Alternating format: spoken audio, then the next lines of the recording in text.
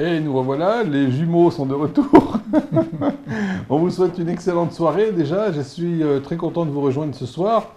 On va faire notre troisième quand même épisode des conférences de Bruno.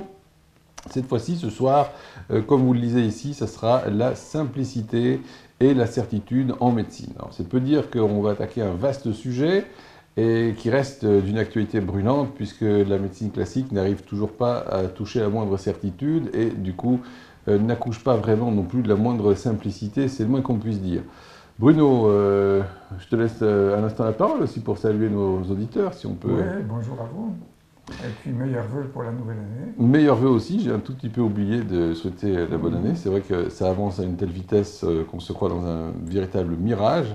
Alors, ce soir, l'exposé, je vais vous expliquer l'objectif. En fait, on a trois objectifs, plutôt deux principaux. C'est le contexte historique, voilà, dans lequel Hahnemann a fait cet écrit qu'on va vous commenter, qui fait une trentaine de pages. Contexte historique et sanitaire de l'écrit, merci. Deuxième point, ça sera d'expliquer la simplicité et la certitude en médecine. Donc, comme je vous l'ai dit en préambule, c'est un très vaste sujet. Enfin, on décrira l'évolution de cette certitude dans les publications de Hahnemann que le docteur Laborier a pu étudier.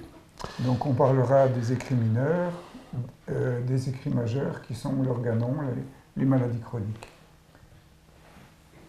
Et la mise en pratique de tout cela à travers une étude des journaux des malades que Bruno a eu le plaisir de décortiquer de près dans les cahiers qui sont conservés à Stuttgart par l'Institut Robert Bosch. Donc on attaque sur le premier objectif. Alors on va comparer le contexte historique et sanitaire de l'écrit avec l'évolution personnelle de Hahnemann en 1797. Ça, c'est les autres objectifs. Je me suis basé sur un texte de Maurice Garden qui s'appelait Santé et société vers 1800, qu'il avait publié au Congrès national d'homéopathie pour l'anniversaire du bicentenaire en 1996. Et donc, on verra la comparaison entre l'état sanitaire de l'époque et l'évolution personnelle de Hahnemann. Le monde médical traditionnel cherche à améliorer l'adduction d'eau potable quasi inexistante, la médiocrité de l'alimentation, l'état sanitaire de la population, la pharmacopée et l'impuissance du corps médical devant la maladie. Ça, c'est l'état sanitaire de la population. C'était absolument terrible et le McDonald's n'était pas encore inventé. Hein. Voilà. Et donc, Hahnemann a fait deux publications majeures sur l'hygiène en général, qui s'appelle L'Ami de la santé, qu'il a publié en 1792 et 1795, avec des notions précises sur la contagion et l'hygiène, un chapitre consacré à la diététique et des projets sur la santé publique et les épidémies. C'était très en avance sur son époque et extrêmement précis. En ce qui concerne la pharmacopée, les médecins, même les plus sérieux, ne pouvaient guère avoir d'autre attitude que la résignation quand ils avaient épuisé les faibles ressources de leur pharmacopée ou la sempiternelle saignée, et on pouvait ajouter également les sangsues puisque c'était très répandu au temps où Hahnemann était à Paris. Dans l'essai sur un nouveau principe, Hahnemann dit « Tout ou presque tout le secours qui nous fait encore défaut se trouve dans les agents médicinaux existants ». Donc on avait déjà une richesse qui existait dans la pharmacopée ancienne. Et dans cet essai, il décrit des antidotes, des contrepoisons, des interactions médicamenteuses et une méthode expérimentale rigoureuse des remèdes qui servira ultérieurement à la construction de la matière médicale pure. Donc c'était très en avance sur la pharmacopée de son temps en même temps. Oui, vas-y si tu veux. Je voudrais ajouter, du coup, en passant une chose, c'est que ce qu'on découvre ici est très important. Notez bien que Hahnemann, déjà à son époque, pensait, avant finalement d'avoir réellement expérimenté toutes les substances de son époque, qu'on avait déjà dans la pharmacopée connue suffisamment de médicaments pour traiter probablement toutes les pathologies. C'est une forme de pari médical, parce qu'il ne pouvait pas scientifiquement en apporter la preuve, bien sûr, mais c'est un rappel qu'on doit faire pour tous ceux qui pensent encore que dans l'homéopathie, il faut chercher des médicaments rares et des choses toujours exotiques, ce qui fait un petit peu écho à des séries de science-fiction qui nous expliquent que la vérité est ailleurs. En fait, elle n'est jamais là, mais elle est toujours ailleurs. En réalité, avec les médicaments que Hahnemann avait à sa disposition, il a commencé donc à 0, puis il y en a eu 5, 10, 15, 20, et avec à peine une trentaine de médicaments, on reste stupéfait des résultats qu'Hahnemann a pu obtenir. Et c'est une très grosse leçon pour nous, aujourd'hui, dans l'homéopathie, pour qu'on se souvienne qu'il faut avoir l'humilité de dire, déjà, j'arrive parfaitement à prescrire les médicaments déjà connus, aussi bien qu'Hahnemann le faisait, avant de pouvoir se lancer dans des méthodologies toujours plus ou moins extravagantes, pour rester poli. Donc, pour construire son article, Hahnemann s'est basé sur un article du docteur Hertz qui avait publié dans le même journal du Flandre où Hahnemann a publié 2 cas de guérison avec félandrium qu'il avait donné seul à des patients. Et dans cet article, le docteur Hertz nous disait « L'espoir de parvenir un jour à une méthode parfaitement simple dans notre pratique médicale ne peut être que très faible. » Et donc, voilà ce que dit Hahnemann par la suite de ça. Alors, je vais faire la lecture du texte de Hahnemann dès que j'aurai réapparu à l'écran. Pouf, c'est quand même magique, hein, je fais mieux qu'Aladin. Pour vous dire aussi à quel point ce sujet est brûlant d'actualité, parce qu'aujourd'hui, on a toujours les mêmes questions qui se posent. Et voilà déjà comment Hahnemann y répondait à son époque. Je connaissais moi-même les obstacles déclarés de notre art, au moment où je le souhaitais. De tout temps, ils assiégèrent et restreignèrent ma sphère d'action. Restreignir, plutôt, j'avais eu un doute en le lisant. Je me les présentais longtemps comme insurmontables et me fis presque à l'idée de désespérer et d'estimer ma profession de médecin comme le jeu du malheur inévitable et des obstacles fatals quand l'idée s'élevant en moi, ne sommes-nous pas, je perds ma ligne, ne sommes-nous pas, nous médecins, en partie fautifs de cette complexité, je le connais la phrase par cœur, en partie fautifs de cette complexité et de cette incertitude. En gras dans le texte, donc. En gras dans le texte. On l'a recopié comme ça. Et c'est une phrase qui est restée célèbre. La question qu'Hahnemann s'est posée, c'est finalement un petit peu ce que ça a donné par la suite, ce qu'on appelle en science le principe anthropique, c'est que est-ce que ce n'est pas nous, dans notre façon de voir le problème, qui ne sommes pas capables d'appréhender le problème et qui compliquons nous-mêmes le problème? C'est-à-dire qu'on décode le problème en fonction de notre propre vision du problème, qui est donc forcément parcellée, erronée et entachée d'erreurs de perception, qui est donc une vision subjective. Et si on n'arrive pas à correctement formuler le problème, en somme, on peut aussi le dire comme ça, on ne risque pas de trouver correctement la solution. Et le problème qui se posait à cette époque déjà à Hahnemann, vous voyez qu'il avait longuement réfléchi en se disant, en osant dire, est-ce que ce n'est pas notre approche du problème qui est faussée? Aujourd'hui, quand la médecine classique s'acharne à traiter un symptôme isolément, alors que l'évidence, c'est que le patient est malade dans sa totalité, et des symptômes chez n'importe quel patient surgissent de partout. De quel droit peut-on bricoler un symptôme alors qu'il appartient à une totalité? Cette simple question permet de faire partir en fumée les prétentions scientifiques de la médecine classique et nous ramène à ce que Hahnemann a écrit déjà à cette époque. C'est nous, médecins, qui ne sommes pas capables de formuler correctement la question de la problématique de la maladie. On va passer au deuxième objectif. Comment a-t-il décrit cette simplicité et cette certitude en médecine? En fait, la simplicité et la certitude étaient des notions reliées pour Hahnemann dans l'esprit d'acquérir une méthode plus simple, plus sûre de guérison. On va parler de la certitude médicale. Alors la certitude médicale, il l'appréhendait par une observance stricte du patient, par l'observation du médecin. Il disait qu'il valait mieux pas avoir de patients que des patients à la conduite versatile. Donc il souhaitait que les patients soient très fidèles à ses prescriptions et à leur médecin. Tu seras sûrement d'accord pour dire qu'aujourd'hui, c'est la même situation quand même. Oui. Si on a des patients qui viennent nous voir en reculant pratiquement, et qui vont certainement pas avoir la moindre observance, et qui vont finalement plus venir, certaines personnes font ce genre de démarche, ils vont venir pour se réconforter dans l'idée qu'ils se font que l'homéopathie ne fonctionne pas. Ils vont chercher à nous mettre en défaut, délibérément. Ils ne vont pas écouter nos prescriptions, ils vont faire n'importe quoi avec leurs médicaments, et derrière, ils vont se faire un plaisir de dire, vous voyez, que ça ne fonctionne pas. Alors, loin s'en faut, on n'est pas là pour mettre sur le dos de certains patients nos échecs, pas du tout, mais cette catégorie de gens existe malheureusement toujours, et Hahnemann, je pense, a tout à fait raison de dire qu'il est préférable aussi de ne pas complaire au patient qui va nous demander de trahir notre idéal de médecin homéopathe, bien sûr, en lui donnant des ordonnances de ci, de ça, et de couper court à la discussion, parce que beaucoup de jeunes médecins vont nous dire « Ah là, mais c'est terrible, on va perdre le patient. » Perdez le patient et vous gagnerez votre réputation. Et à partir de cet écrit-là, il a parlé de la certitude aussi au niveau des traitements, en disant qu'il y avait une absence de certitude si 2 ou plusieurs remèdes étaient prescrits simultanément.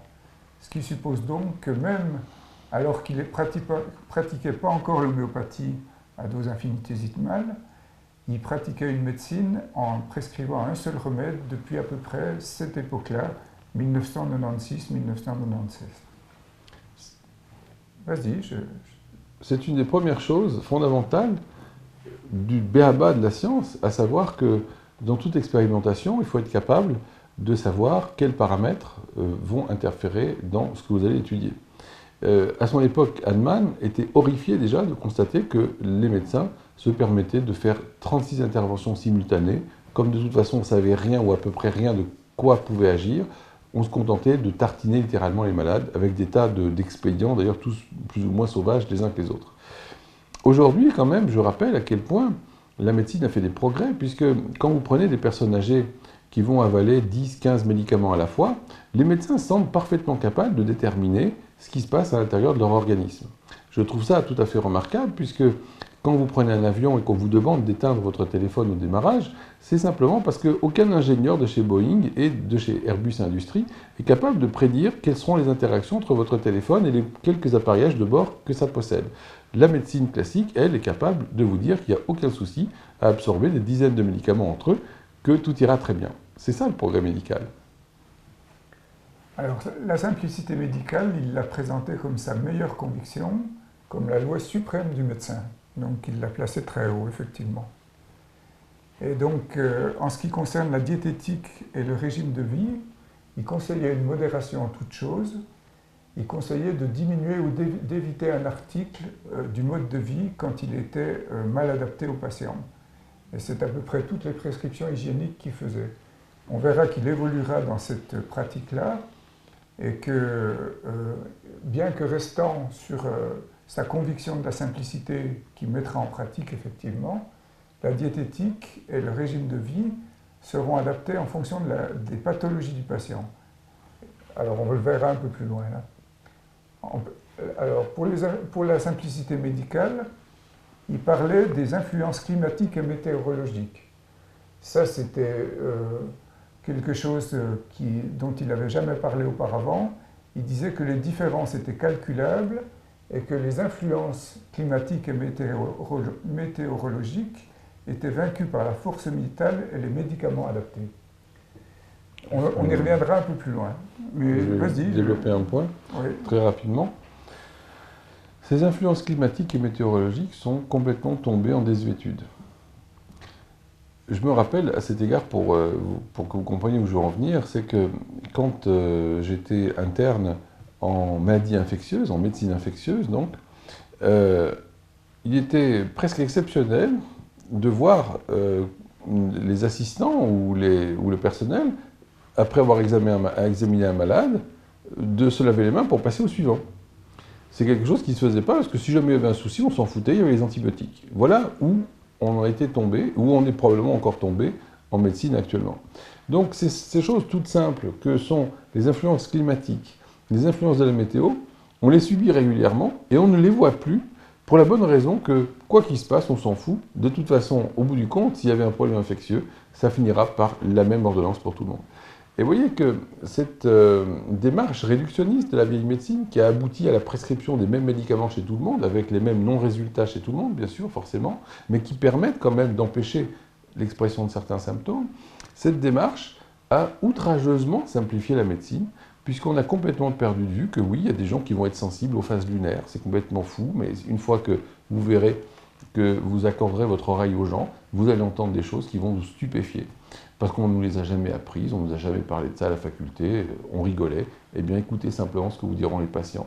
Vous verrez qu'il y a des gens qui vont être sensibles au simple courant d'air sur leur cheville. Vous verrez qu'il y a des gens qui vont être sensibles au temps qu'il va faire et qui vont même prédire le changement de temps.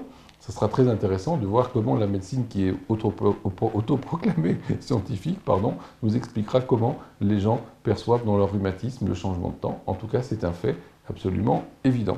Donc toutes ces influences, heureusement, ont été initialement décrites par Hippocrate, complètement perdues de vue par la médecine classique aujourd'hui, et réhabilitées par Hahnemann, de sorte qu'aujourd'hui, grâce à l'homéopathie, on est capable d'incorporer ça dans l'équation pour la recherche du médicament homéopathique. Alors pour préciser sa pensée, dans les maladies chroniques, Hahnemann a reparlé des influences climatiques et météorologiques, et il disait que ces influences étaient souvent effectivement vaincues par la force vitale, sauf pour les régions marécageuses, où les patients qui faisaient des états fébriles et qui récidivaient malgré leur changement de lieu, de se mettre dans les régions sèches et dans d'autres conditions, le fait de récidiver ces maladies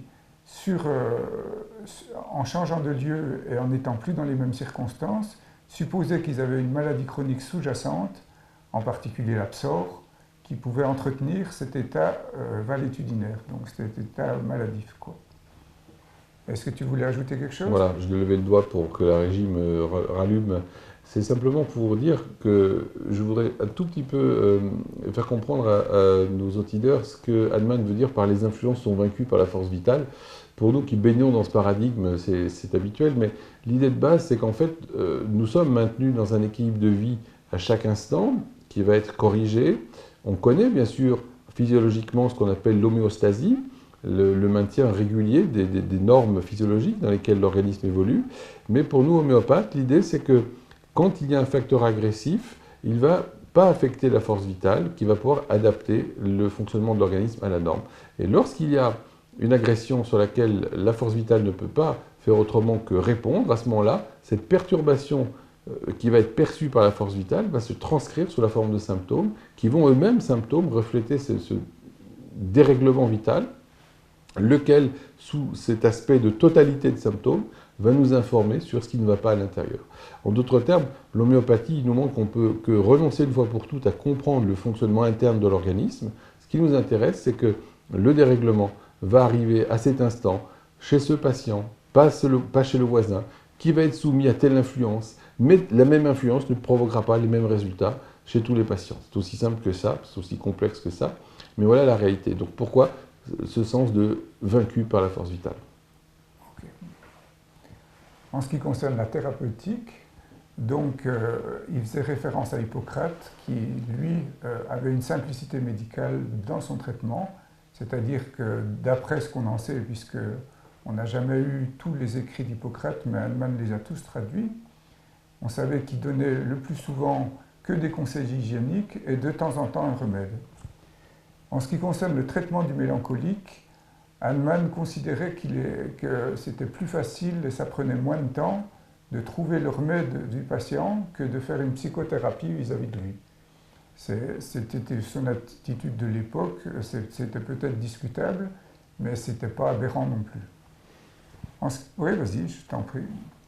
Donc c'était loin d'être aberrant, puisque aujourd'hui encore, on a la plupart de nos patients, quand on a la chance d'avoir le médicament correctement choisi, qui vont nous dire à quel point ils vont faire des connexions avec ce qui leur est arrivé, etc. Et la psychothérapie permet d'aider les gens à parler et à tenir le choc. Donc je ne vais surtout pas dénigrer la psychothérapie, qui rend évidemment d'éminents services, mais vous serez étonné de voir à quel point l'homéopathie permet de réaliser des courts-circuits, une accélération fulgurante par rapport à ce qu'on pourrait attendre d'une psychothérapie toute seule, bien sûr. Voilà, oui. Et il réaffirmait donc la nécessité de prescrire un seul remède à la fois, bien que ce soit à dose pondérale comme il le faisait à ce moment-là. En ce qui concerne la thérapeutique, voilà une citation de Hahnemann, Hippocrate, quand il parlait de lui, comme ce grand homme était près du but de la sagesse médicale, la simplicité. En ce qui concerne le traitement médicamenteux du mélancolique, il donnait à ce moment-là très peu de remèdes, mais il faut attendre le mélancolique comme patient déprimé. Ce n'était pas forcément une psychose mélancolique comme on l'entend dans la terminologie actuelle. La prescription de remèdes à la fois, ça c'est clair, c'était comme ça que ça se passait. On passe au troisième objectif, l'évolution la description de l'évolution de la simplicité et de la certitude en médecine dans les publications que j'ai étudiées. Donc ça, c'est les autres objectifs. Alors, les conseils diététiques et hygiéniques. À partir de la médecine de l'expérience, qu'on reverra bientôt, puisque ce sera l'objet de la prochaine émission, les conseils étaient simples ou absents dans les maladies aiguës et n'étaient réservés qu'aux malades chroniques. Alors, ces conseils pour les malades chroniques ont été de plus en plus élaborés, voire compliqués dans les maladies chroniques. On le reverra sur une émission particulière consacrée aux règles hygiéniques d'Hahnemann à l'épreuve du temps. Mais là, vous voyez, c'est un des points sur lesquels Hahnemann a compliqué son traitement en essayant de rendre l'hygiène et la diététique vraiment le plus efficace possible pour que son traitement homéopathique agisse. Édouard voulait intervenir. Ils ont dû s'endormir en régie. Merci. C'était juste pour dire que les détracteurs de Hahnemann ont été jusqu'à dire que ce n'était que parce qu'il prescrivait au début de l'homéopathie des règles hygiéno-diététiques tellement draconiennes que le patient pouvait se sentir mieux. Donc vous savez, dans un accès de rage, comme les allopathes en sont capables, quand vous lirez sur Planète Homéo la guérison de la petite fille de l'académicien Le Gouvet par Hahnemann, où les médecins ont dit il aurait mieux fallu que la petite meure. Et donc c'est vrai que dans cette ambiance qui a été une guerre invraisemblable contre Hahnemann, des persécutions sans nom, les gens ont dit « Monsieur Hahnemann, vous guérissez parce que vous êtes en train de faire des régimes terribles à vos patients ». Et donc là, vous avez vu que le contraste entre cette publication de 1797, où là, il prescrivait pratiquement aucun conseil diététique et hygiénique. Et les prescriptions tardives de Hahnemann à Paris, qu'on verra sur les exemples cliniques pour étayer un peu le propos. En ce qui concerne la simplicité médicale, Hahnemann est revenu sur le traitement du médicamenteux du mélancolique suicidaire. Donc là, on revenait bien à ce qu'on appelle la psychose mélancolique actuelle. Et il avait fait une publication en 1819 sur le peu de charité envers les malades suicidaires. Et il disait qu'on pouvait guérir tous les malades suicidaires avec certitude en donnant aurum metallicum en 6 CH. Donc ça, c'était une manière d'appréhender la chose, mais Édouard, tu vas peut-être nous dire quelque chose là-dessus. C'est un chiffon rouge pour mon petit museau. Mais c'est vrai, il faut que les auditeurs sachent bien qu'en 1819, rares sont les gens qui sont atteints de folie, rares sont les gens qui sont déprimés, parce que la médecine encore n'a pas eu le temps d'exercer ses ravages, dans le sens que la folie, la dépression, va être le fruit de la répression de l'expression de la symptomatologie qui initialement, dans un organisme en bon état d'énergie, je ne dis pas forcément en bonne santé, mais qui a un bon niveau de défense, va être capable de cantonner cette pathologie sur le plan périphérique, sur le plan organique. Quand ce n'est plus possible, et que la perturbation existe toujours, puisque la médecine classique, par définition, ne peut que supprimer les symptômes, mais en aucun cas améliorer le niveau de santé, la pathologie se retrouve à ce moment-là sur le plan plus profond, au niveau émotionnel puis mental. Et donc ces gens qui ont cette dépression suicidaire représentent par là des gens à l'époque de Hahnemann qui sont très rares. Tellement rares que un petit peu comme à l'époque où, dans les années 50 et quelque chose, mon père faisait ses études de médecine. Il nous racontait que il y avait un type qui pouvait se faire hospitaliser, et à ce moment-là, tout l'hôpital allait le voir. Pourquoi? Quelle pathologie? Il avait une rhinite allergique. Ça fait rigoler aujourd'hui, puisque tout le monde a sa rhinite allergique, ou presque, et vous avez ainsi une idée, et ça serait vraiment passionnant, de faire un jour une étude sur l'évolution des pathologies avec le temps. Je pense qu'on se régalerait de faire une telle étude. Et donc, pour en revenir à ce que Hahnemann écrit, bien sûr, n'allez pas donner Aurum Metallicum à toutes les personnes qui sont déprimées et suicidaires, parce qu'aujourd'hui, bien sûr, le tableau s'est monstrueusement morcelé dans des myriades de cas qui vont tous demander des médicaments différents. Même si Aurum reste un chef de file, bien sûr, il écrit cela au tout début de l'homéopathie, donc à sa disposition très peu de médicaments, et d'autre part, dans la réalité, très peu de cas, et donc avec une très faible diversité des cas, qui explique son raccourci, dépression suicidaire, pensée à Aurum. D'accord. Et donc la prescription d'Armed à la fois restera une constante jusqu'aux dernières publications d'Hahnemann. Et donc on le verra même en pratique dans les journaux de malades, parce que je pense que ceux qui ne connaissent pas les journaux de malades ont même dit que Hahnemann était pluraliste, et je pense qu'ils n'avaient pas lu les journaux pour pouvoir en parler comme ça, quoi. La certitude médicale des symptômes produits par les remèdes. Si je peux t'interrompre une seconde, Oui. par rapport à ce que tu dis là, c'est que ça va même au-delà, c'est que on a littéralement là de la manipulation. Il n'y a pas d'autre façon de le dire, puisque ces gens lisent les mêmes pages que nous, mais ne semblent pas déchiffrer les mêmes lettres. Ouais. C'est quand même délirant de se rendre compte qu'il y a des gens qui ont été publiés de tels écrits en démontrant qu'Hahnemann prescrivait plusieurs médicaments à la fois, alors que les pages citées sont délibérément falsifiées pour faire apparaître des choses qui n'y sont pas. Alors, c'est tout à fait inquiétant. On a aussi des publications, par exemple, de l'Organon, qui sont tronquées, falsifiées, mal traduites, où finalement on découvre un Hahnemann pluraliste qui correspond au canon que certains laboratoires voudraient infliger à l'homéopathie, mais qui ne sont pas de Hahnemann, il faut bien le savoir. Donc on a vraiment affaire là à de la manipulation pure et simple. Alors ça, cette notion de certitude médicale des symptômes produits par les remèdes, c'est une notion ultérieure à l'écrit qu'on vient d'étudier. Et donc on le retrouvera, cette certitude médicale des symptômes, dans les expérimentations chez l'homme sain et dans la connaissance de la matière médicale. Voici deux citations, une qui date de 1818. Alors, une réminiscence. Il est impossible que les changements de l'état de santé de l'homme, que les remèdes sont capables de manifester, puissent être reconnus et perçus d'une manière plus sûre, plus certaine et plus complète que par l'effet des remèdes sur des individus sains. Déjà, ce qu'Hahnemann écrit là vous donne une idée de l'évolution de ses travaux depuis le début, depuis 1996, pour arriver maintenant en 1818 à une telle maturation.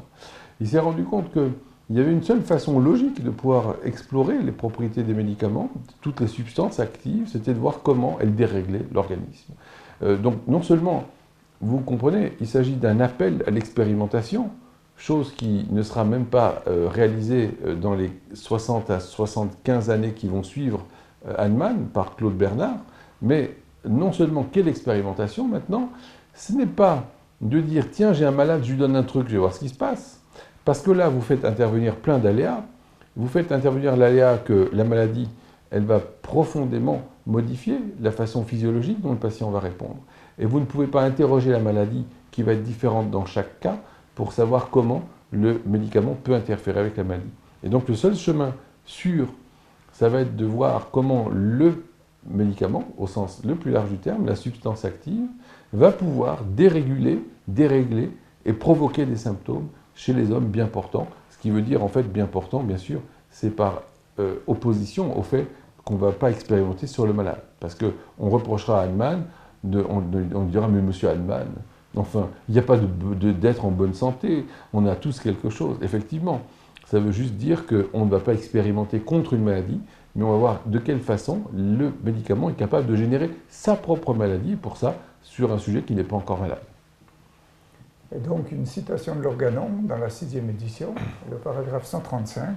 Alors le paragraphe 135 que mes jeunes Jedi ont étudié assez récemment, je crois que ça va faire 2 mois à peu près de ça qu'on est passé dessus, peut-être 1 mois, je ne sais plus. Ce paragraphe 135 qui est très important puisqu'il va conclure dans Hahnemann la façon de dire nous n'avons plus rien à apprendre de l'expérimentation d'une substance. C'est-à-dire en gros on a fait le tour, il n'y a plus de nouveaux symptômes connus. Voilà ce qu'il dit. On a la certitude des symptômes qu'un remède peut susciter, c'est-à-dire des facultés pures qu'il possède pour changer l'état de santé de l'homme. Alors notez là encore dans sa tournure, c'est que la présence du médicament va modifier l'état de santé.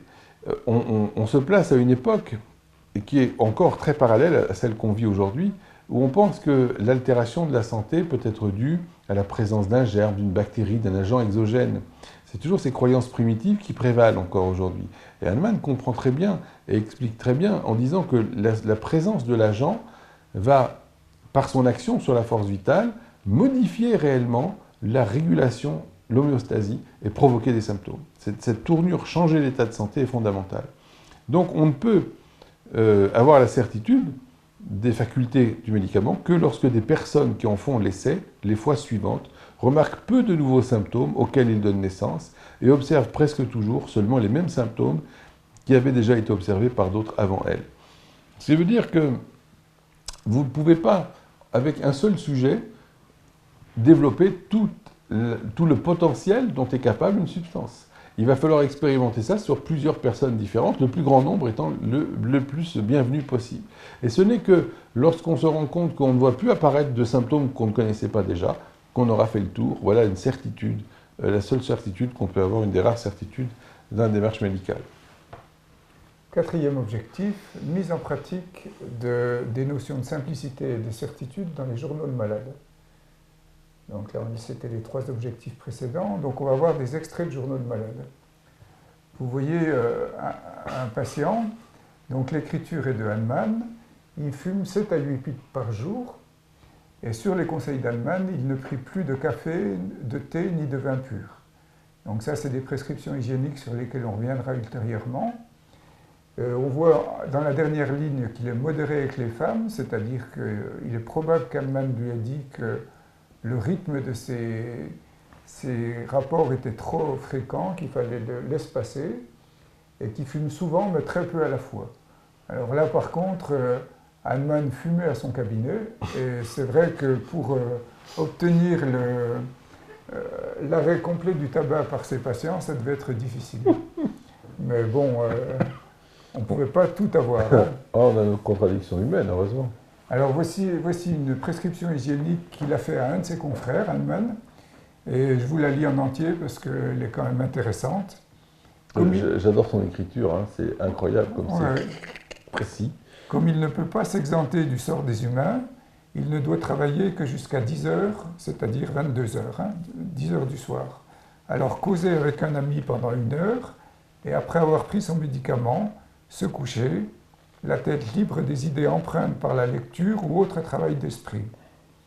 Il faut se promener tous les jours, à pied, 3/4 d'heure à 1 heure, mais pas tout après le repas, c'est-à-dire pas tout de suite après le repas, où il doit rester tout à fait tranquille pendant 3/4 d'heure à 1 heure. Et la conclusion qui me semble très pertinente, sans lire, sans écrire, sans se donner assez d'aise ou des heures de loisir, l'organisme chroniquement malade ne saurait se réparer même avec les remèdes les plus convenables. Donc là, on voit que les conseils hygiéniques étaient quand même plus élaborés, et on verra qu'ils étaient parfois même complexes à suivre. Ce qui nous fait ici diverger de ce qu'on verra par exemple dans la naturopathie, qui n'est pas régie, elle non plus, par des lois et par des principes que vous ne pouvez pas trouver autrement qu'en homéopathie, mais pour que vous compreniez bien tous que la simple prescription d'un médicament ne résume pas l'acte médical. Il faut là encore non seulement comprendre le patient dans sa totalité, mais aussi écarter les problèmes hygiéno-diététiques. Et vu la masse de patients qu'on a, il est difficile de prendre tout le temps la mesure de ce problème. Et pour nous, ça apparaîtra très clairement quand on verra des médicaments qui semblent bien prescrits, qui n'agiront pas. Et ça sera aussi notre rôle à ce moment-là de chercher à mettre en évidence les antidotages qui viennent d'un de problèmes hygiéno-diététiques ou d'absorption de certaines substances, etc. C'est un terrain très riche et qu'on ne peut vraiment découvrir à sa juste valeur qu'avec les années d'expérience. Et n'oubliez pas que ces prescriptions hygiéniques sont réservées aux malades chroniques. C'est-à-dire que même dans les journaux de malades, il n'y a pas de prescription hygiénique chez les malades aigus.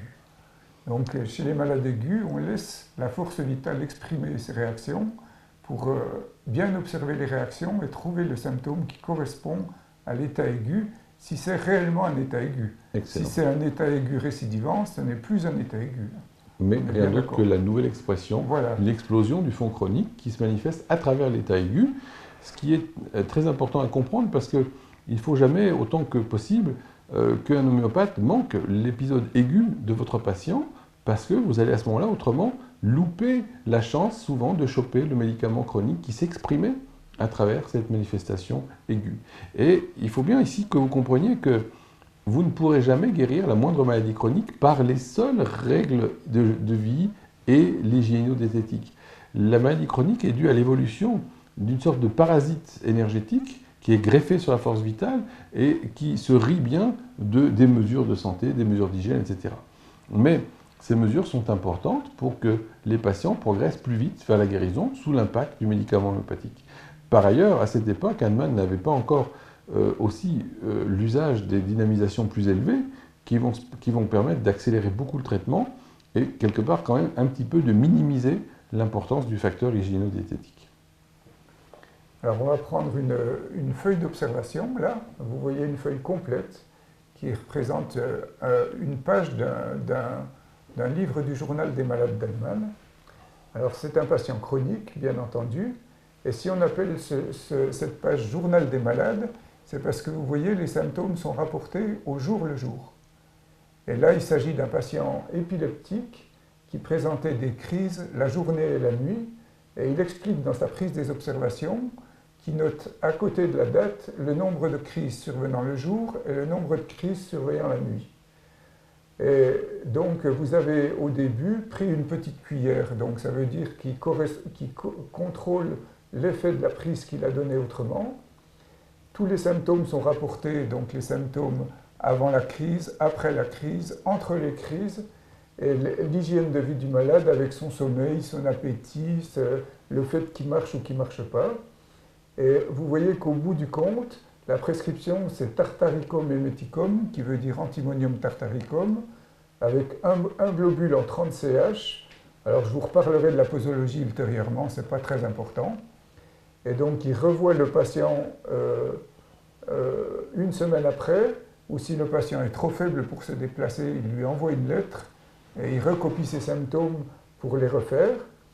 Et vous voyez à ce niveau-là une note allemande écrite qui signifie épilepsie au mal, avec différents remèdes, dont 2 soulignés. On reviendra sur les prescriptions. Sur les notes répertoriales d'Hahnemann d'une façon plus exhaustive sur un exposé qui a rapport avec les journaux de malades d'Hahnemann en général. Et vous voyez qu'ici, Hahnemann, pour savoir où il veut aller vis-à-vis de son traitement, note par ordre inverse tous les remèdes qu'il a prescrits auparavant, séparés d'un trait. Donc il a bien antimonium tartaricum au début, pétroléum, calcarea, aétusia, sulfure en 18 CH, agaricus, etc. Et jusqu'au bout, donc il observe tous les remèdes qu'il a donnés, et là, apparemment, il ne prescrit pas de remède juste après cette prescription. Juste sur le coin, là, on ne voit pas de remède prescrit. Donc il revoit le patient une semaine après. Il note à nouveau tous ses symptômes au jour le jour.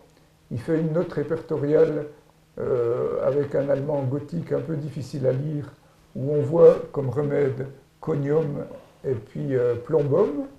Et il prescrit conium en 30 CH sur les symptômes du patient et sur l'ensemble de l'observation. Donc pour vous montrer que la prescription unique, c'était bien quelque chose de réel, la prescription documentée, c'était bien quelque chose de réel, et le suivi précis des patients et de la manière dont ils se comportaient était bien quelque chose de réel. Voici un autre extrait d'observation, mais tu voulais peut-être intervenir avant. Très brièvement, oui. C'est pour faire savoir aussi à nos auditeurs que il faut vraiment partir en courant quand vous avez quelqu'un qui se dit homéopathe, qui ne vous pose aucune question sur votre état, qui vous prescrit de l'homéopathie et qui en plus ne prend aucune note pour savoir comment était votre état au départ, sur quels symptômes on a basé la prescription, qu'est-ce qui a pu changer ou pas.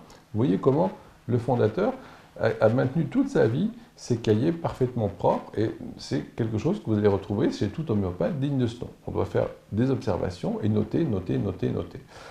Je crois que si on devait retranscrire en pages ce que j'ai dans l'informatique et ce qui doit être dans les cahiers du docteur Laborier aussi, vous seriez surpris d'avoir là aussi des volumes et des volumes parce qu'on ne peut pas faire l'économie d'observations rationnelles, claires de l'évolution du cas. Donc ça, c'est un critère pour vous important pour savoir si vous avez réellement affaire à quelqu'un qui peut être appelé homéopathe ou non.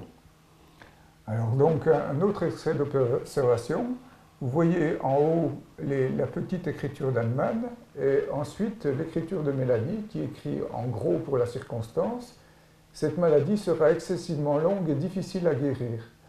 Donc on continue et il met en bas « Je n'entreprendrai pas de soigner cette maladie à moins d'être assuré qu'elle restera avec moi aussi longtemps qu'il sera nécessaire et au moins pendant 2 ans. » Donc la patiente a été vue en suivant les journaux par rapport à ce journal-là. Elle a été vue 13 fois en 3 mois et elle n'est jamais revenue après. Et donc on ne peut pas dire que le succès était assuré et le discours autoritaire est rarement bénéfique pour le malade et je pense que lui asséner des vérités comme ça au début du traitement n'a pas dû aider à la certitude de l'observance du traitement. Complètement sûr, oui. Ouais. Alors, autre extrait d'observation. Là, vous voyez, c'est une observation de Veratraumalbum. Donc, Hahnemann voyait beaucoup de gens extrêmement riches. C'est un lord qui vient d'Angleterre, qui est venu en consultation, en sachant que je ne parlerai jamais d'une façon précise de l'identité des patients, car je suis attaché au secret médical. Donc, si on parle des patients, ce sera vis-à-vis de leur traitement, mais pas vis-à-vis de leur identité. Ce que ne font pas les historiens, puisqu'ils considèrent que, étant donné qu'il y a 150 ans que ça s'est produit, le secret médical n'existe plus, ce qui, à mon avis, est une erreur. Donc, la première prescription, il donne un globule de Veratrome en 30 CH qu'il pose sur la langue du patient. Donc, c'est une prise unique sans répéter. Et il l'avait vu le 20 juin, il le revoit le 1er juillet. Il trouve que les symptômes correspondent toujours au même remède et il lui donne Veratraumalbum en 24 CH. Et vous voyez que dans cette pratique d'Hahnemann, on reverra au sujet de l'évolution des dilutions, il utilisait souvent des dilutions descendantes pour les basses dilutions centésimales. C'est-à-dire qu'il partait de la 30e, vous voyez ce 10 en chiffre romain, il faut le multiplier par 3 et ça fait 30 CH. Et ce 8 en chiffre romain, il faut le multiplier par 3 et ça fait 24 CH. Et il utilisait souvent donc un globule à la fois avec des dilutions descendantes de la 30e jusqu'à la 6e, tant que le patient s'améliorait. Quitte à revenir à des dilutions plus hautes ultérieurement et à passer à des dilutions ascendantes pour d'autres types de dilutions. Et la consultation suivante, qui est le lendemain, il lui conseille de prendre 2 petites cuillères de Veratraumalbum alors qu'au départ, il lui en a prescrit qu'une. Et vous voyez que sur la ligne suivante, le 5 juillet, il note, hier soir, il a pris ces 2 petites cuillères. Donc, il cherche la certitude de l'observance du traitement en recopiant à chaque fois si l'observance du traitement a été bonne ou pas. Si tu veux que j'ajoute un petit commentaire, c'est pour Volontiers, dire que on a toujours, avec le recul, tendance plus ou moins à idéaliser, bien sûr, ces personnes. Dieu sait qu'on ne va pas ériger Hahnemann en dieu d'Esculape, mais vous voyez, c'est toujours bien de voir que Hahnemann se plante, Hahnemann cherche, et surtout, Hahnemann cherche sans arrêt. On a cherché, quand je dis on, évidemment, on peut savoir de qui je veux parler, mais on a cherché à présenter Hahnemann comme un psychorigide, dogmatique, qui disait que c'est comme ça parce que c'est pas autrement. Et vous voyez qu'à travers les cahiers, on a la preuve formelle qu'il essaye tout. Il essaye de passer de la 30 à la plus basse, de passer de la plus basse à la plus haute. Il essaye absolument les doses de façon sèche sur la langue ou de façon diluée en cuillère, puis il augmente la dose progressivement.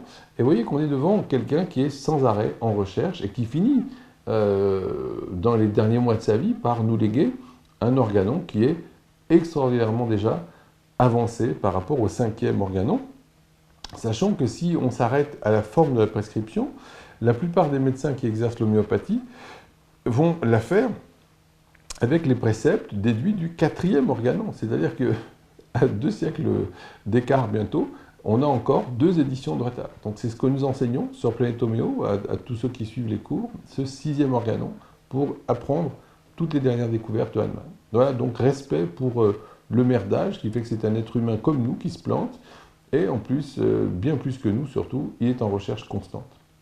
Donc on constate donc qu'il y a bien une simplicité dans la prescription, avec la prescription d'un remède à la fois. Je ne suis pas sûr que c'est se planter que de changer de dilution en diminuant ou en augmentant. Je faisais référence au cas précédent. Oui, oui.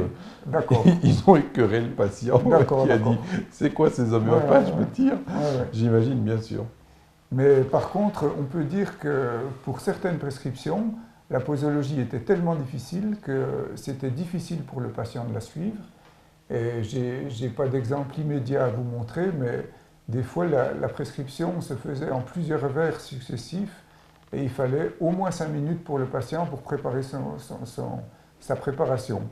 Donc là, la simplicité a été un peu oubliée pour certaines posologies et ça a été au détriment de l'observance, puisque autrement la similitude était bonne et il y avait beaucoup de choses positives dans le reste de la prescription. Alors en conclusion générale et provisoire, donc cet écrit a été mis en balance avec l'écrit de Maurice Garden qu'il avait fait sur Santé et Société, et il disait à la fin du XVIIIe siècle, il faut placer les premières recherches de Hahnemann dans la double perspective du doute et de la foi dans un savoir renouvelé. Et donc, la plupart des médecins de médecine générale étaient plutôt dans le désespoir, alors que Hahnemann avait des raisons d'être optimiste par la rigueur et la qualité de son travail. Si Hahnemann a développé cet écrit sur la simplicité et la certitude, c'était dans l'espoir d'acquérir une méthode plus simple et plus sûre de guérison. Enfin, le développement de la simplicité et de l'expérience se sont faits à partir de l'observation. Alors, le développement des notions de simplicité et de certitude se sont faits à partir de l'expérience et de l'observation, et les autres écrits d'Hahnemann étaient en continuité et en approfondissement avec ce qu'il mettait dans cet écrit-là. En ce qui concerne les journaux de malades, on a vu que l'hygiène de vie était importante chez les malades chroniques, que le traitement médicamenteux restait simple avec un remède unique à la fois, et qu'au bout du compte, les résultats thérapeutiques montraient que la guérison des maladies était difficile et incertaine. Elle reste difficile et incertaine parce qu'on n'est certainement pas là pour vous dire c'est magnifique, ça marche tout le temps et c'est trop facile à soigner. Mais heureusement, on a quand même des règles et on arrive à tirer notre épingle du jeu dans la plupart des cas. Les cas difficiles restent incontestablement ceux qui ont été tripotés allopathiquement, dont le tableau a changé et ce qui rend les choses infiniment plus difficiles pour nous ensuite, pour essayer de les récupérer. Voilà donc pour ce soir. Écoute Bruno, t'as bien bossé, hein, j'ai essayé d'être calme, hein, je t'ai pas trop interrompu. Non, c'est bien. Et on va se retrouver pour la prochaine. Ah là là, non, ne nous mettez pas des images comme ça me donne envie de partir tout de suite. On va se retrouver, la date de la prochaine séance sera sur Internet et j'espère dès demain, pour ceux qui n'ont pas pu assister à l'émission en direct, eh bien, tout ceci sera mis sur la VOD, bien sûr, toujours disponible pour le public. Et donc faites-vous plaisir et surtout, je vous en prie, faites circuler que la plupart des gens commencent à voir un petit peu nos émissions pas tout à fait grand public. J'admets que ce que nous faisons là est un peu élitiste, mais petit à petit, à mesure que nous nous organisons, on va commencer à faire les véritables émissions grand public, qu'on se le dise. Bonne soirée à tous et merci pour votre écoute.